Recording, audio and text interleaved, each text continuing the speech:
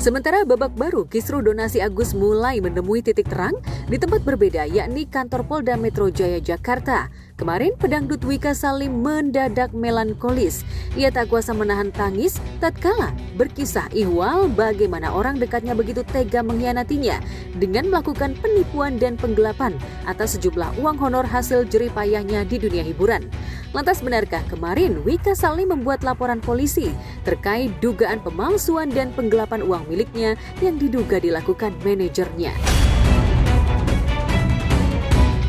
Bisa banyak ngomong karena yang satu pasti kecewa gitu kan. Apalagi ya ini juga bukan cuma soal aku juga, ya ini kan juga banyak melibatkan orang yang kerja bareng sama aku juga gitu, apalagi ya maksudnya mereka juga kerjanya capek gitu. Aku kerja juga buat keluarga gitu, dan ya yang bersangkutan pun tahu gitu gimana aku struggle-nya di sini. Tapi makanya aku lebih kayak shock aja, nggak nyangka kok bisa tega banget. Terus Efeknya apa?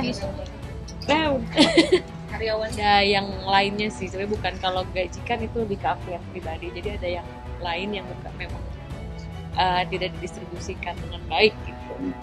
Ya pas ya kalau itu kayaknya hampir semua orang kalau dikhianatin sama orang terdekat kayaknya pasti rasanya hancur banget.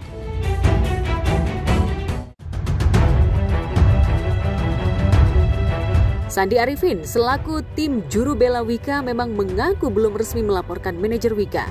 Pihaknya masih sebatas melayangkan somasi dan masih membuka jalan damai jika orang terdekat Wika ini siap bertanggung jawab atas perbuatannya. Lantas benarkah kerugian yang dialami Wika Salim ditaksir mencapai miliaran rupiah?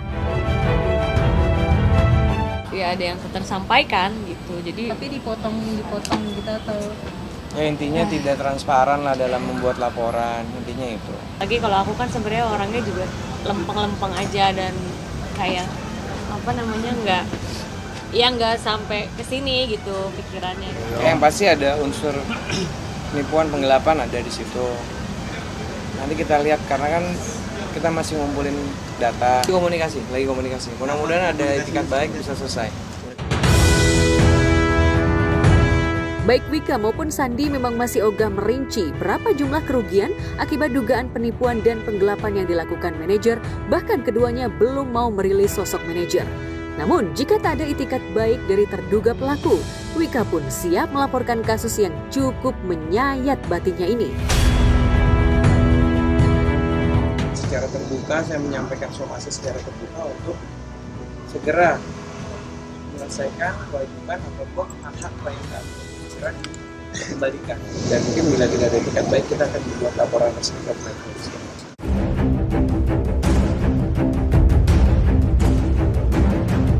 Ya, sebelum laporan ini mencuat melalui Instagram pribadinya, Wika Salim sempat mengumumkan ke publik bahwa manajer yang menanganinya telah berganti.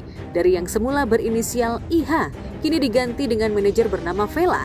Maklumat pergantian manajer pribadinya itu sempat mengundang tanya dari warganet terutama fans Wika. Tapi pasca kehadiran Wika ditemani juru belanya kemarin di Polda Metro Jaya, akhirnya terkuak jika ternyata manajer lama berinisial IH tengah berada dalam kemelut dugaan penipuan dan penggelapan. Lantas benarkah Wika trauma memberi kepercayaan penuh pada manajernya?